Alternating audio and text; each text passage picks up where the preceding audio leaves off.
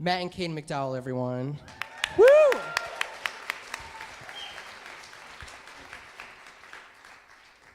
It's a good day today. I got a brand new stick before the show. It's a good day.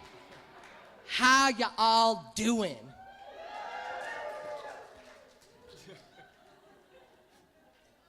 Do you like my outfit? I swear there's a purpose for it.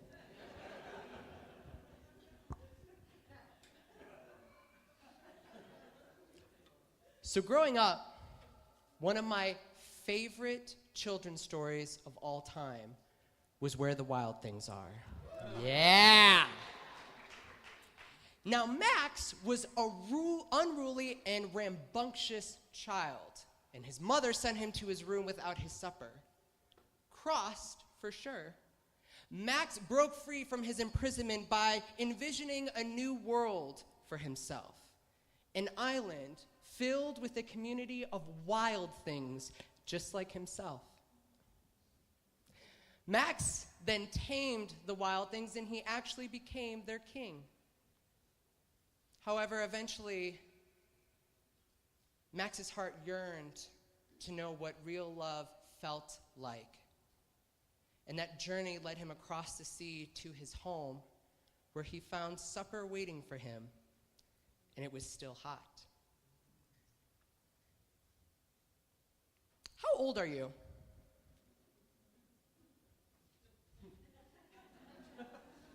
Like, for real, like, how old are you? Yes, yes. So this is a question that we often get asked. How old are you? What is your age? And there never seems to be an answer that perfectly encompasses everything that we would like to say, and they're rarely, if ever, adequate. And I find that in my life, I'm often asked that question after I say or do something.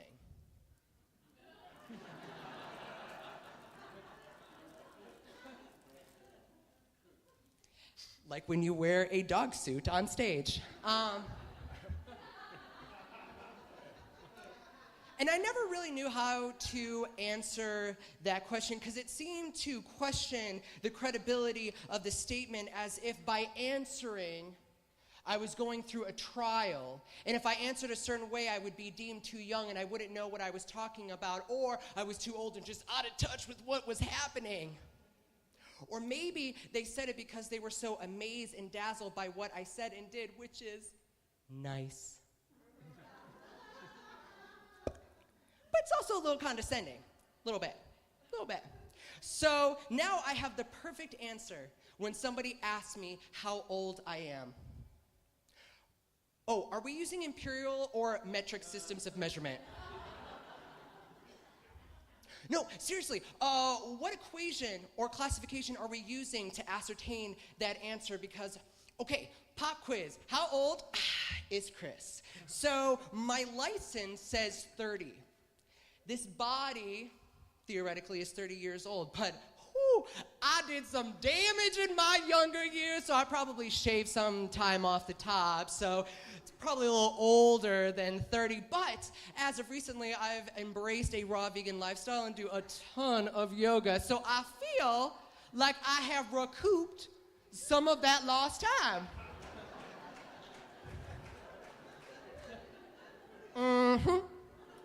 Now, 30, I guess you would call that middle age. Of course, that really depends on how long I live, which God only knows. Speaking of which, my soul is an old soul. And I have lived many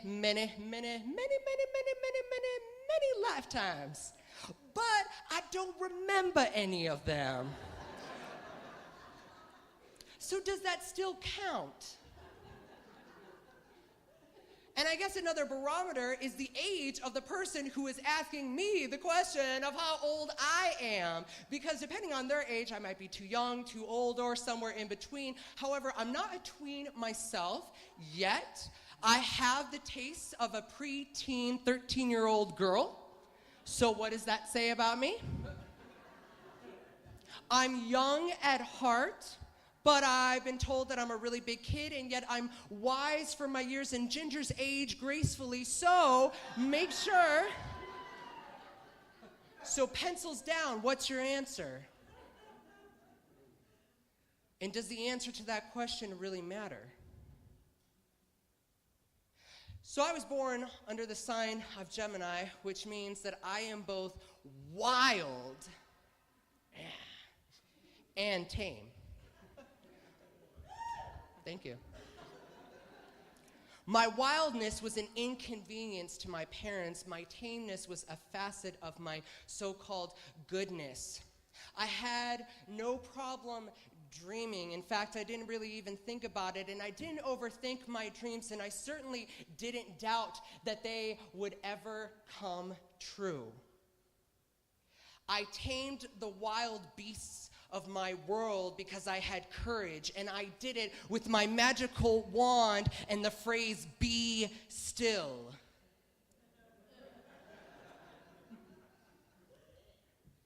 Children are wild. They're wildly creative, wildly imaginative, and wildly unkempt, especially boys. Boys are stanky.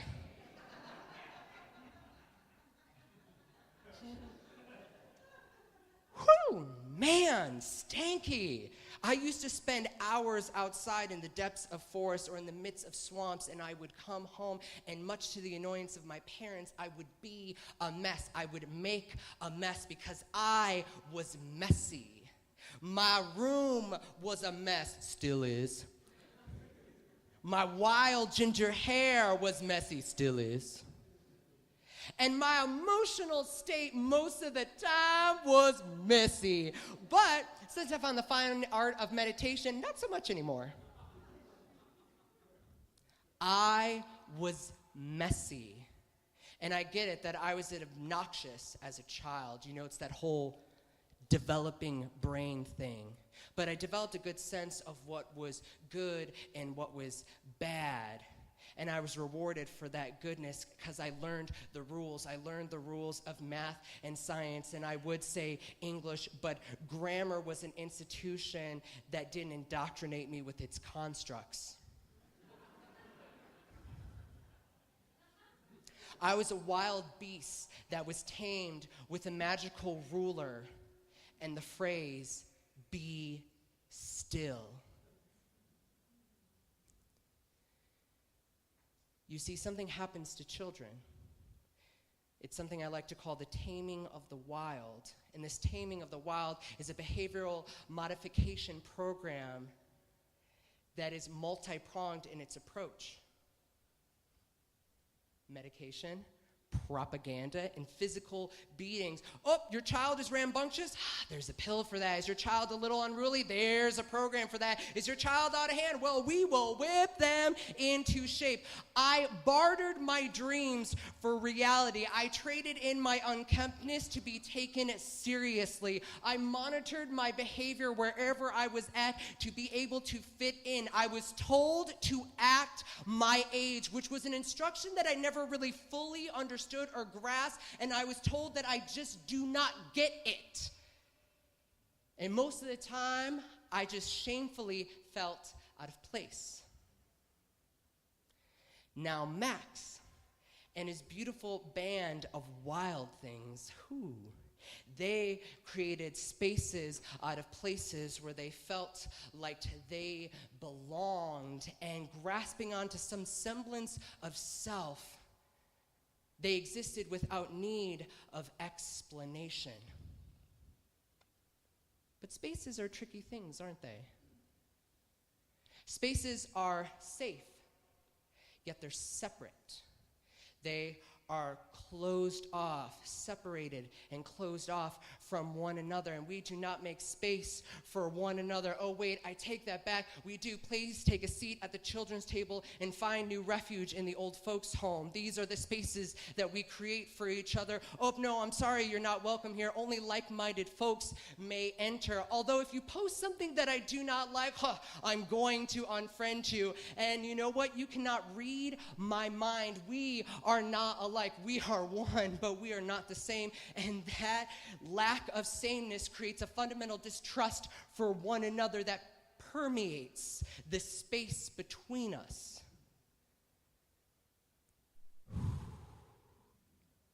Are you listening?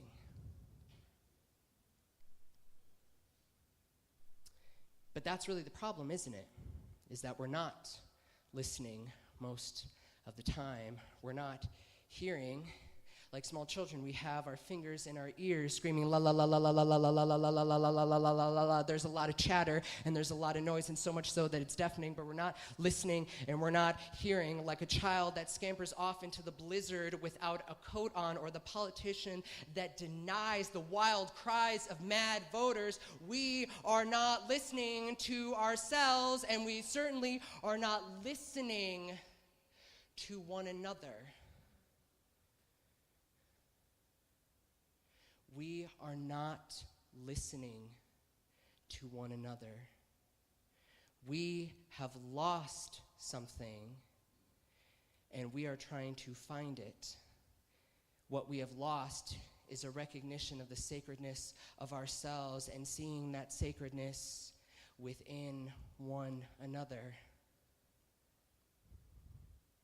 Our lives have become systems that determine who, what, and how you are at all times. Educational systems, social systems, political systems, systems of classification, systems of oppression. The youth inherited these systems. They say if it ain't broke, don't fix, but these systems are beyond repair. And the conversation about fixing them is in the past, although it feels like most days we are stuck in the past. And the dialogue that needs to happen right now should center on how we replace them. This wineskin, there's no room for that new wine. It will explode. Out with the old and in with the new. But is that really the whole story? I am here because of those that came before. Those that are not here and those that still are. We are here based upon the work and efforts of our ancestors and elders, and we stand upon their shoulders. And as youth that stand on the shoulders, we can see clearly, and what we see is that this world is a mess. It is a mess. It's messy. There was a word that helped me navigate the illusion of this messiness. Spirit. And as I sat outside in nature and meditated on this word, I was called to embrace the wildness of nature, the utter chaos that was surrounding me.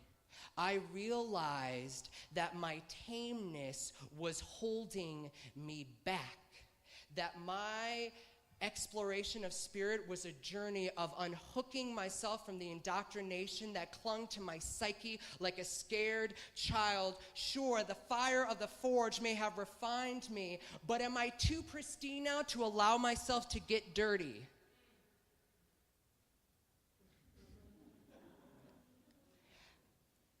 Outside, I can howl and not have to use my indoor voice. Outside, I can dance without having to worry about knocking anything down, which I don't do because I have fabulous rhythm. But sometimes the rhythm of life demands that you fall down into chaos. Eco-prophet Thomas Berry says that the darkest periods of history are the ones that are most creative, because in these darkest times, new ideas, new art, and new institutions are brought into being at their most basic level. The goddess of chaos, she was replaced with the god of order, and the god of order follows man's law, and in man's law there is no place for shadows, even our own, so they say. So now our world is out of balance, because we've put too much effort in taming our wild and not enough effort into wilding our tame. Our world is out of balance. Our world is in chaos, and that is okay, because it needed to happen. And the beautiful thing about this mess that we find ourselves in is that it can be cleaned up. It's time to clean up this mess of chaos. And when there is chaos, what is birthed out of the chaos but a new star? And so what do? It is time to take to the streets. It is time to march, and not in solitary uniform formation, but wildly. It is time to protest. And I know that is a scary word, to protest. It is almost as scary as the word protesters. They are labeled as disruptive because they are. They are a disruption. They are a disruption to the distraction of complacency and acceptance of the divide between us that seems so real, but is no more real than the separation between you and me. Movements are born in the space between, and it is time to fill those spaces in the in-between with our voices of protest. Because we, every single person in this room, we are the Occupy generation. We are the generation that is no longer fed by a system of consumerism that serves to deplete us. No, we are a collection of warriors that come together to share space, recognizing that no one generation has all of the answers. We are the Occupy generation. We are a gathering of souls that is marrying moral outrage with sacred activism to do conscious work. We are the generation that is defined by one principal trait, and that is courage. The courage to risk your lives, to hear the deep calling within your soul, to take action. We are the Occupy generation.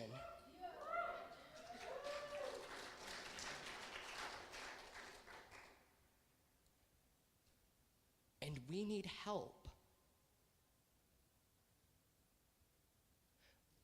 We need help. We need help.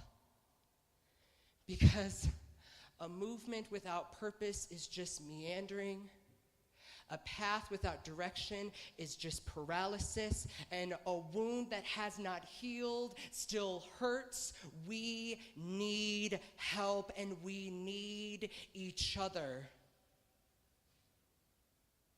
We need help. Max needed to know that he was loved in this world. He needed to know that he was accepted for exactly who and what he was, and he did not need to venture off to lands unknown to find what was right in front of him. We need to find a different way of interacting with one another. We need help. The elders of this world have contemplative wisdom that can help the youth find stillness amidst the wildness of action.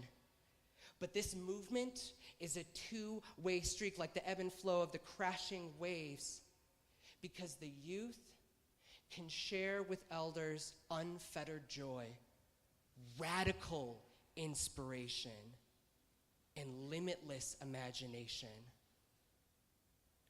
We need each other. We need prophets. We need mystics. We need holy warriors that are charged with a sacred task that goes beyond the egoic self and comes from a place deep within our souls, our true selves, to find a different and better way of relating to one another, because we are the Occupy generation. So to me, the alchemy of aging is a balancing of the limitless possibilities of imagination with the contemplative, experience-based wisdom that leads to sacred, conscious action. The alchemy of aging views spirituality as a democracy, not a hierarchical top-down monologue. Let me tell you how it is. Oh, really? You gonna tell me how it is? But instead is a shared post-traditional dialogue that accepts and honors all voices. Just like our friend Max, we are all kings and queens of our own kingdoms of heaven that are wild and unruly, but also at times tame and still. What we need is a revolution of spirit, a demystifying, systematic deconstruction of what is, and plant the seeds of what could be as we till the soil of common ground together. As Audre Lorde put it, the master's tools cannot dismantle the master's house.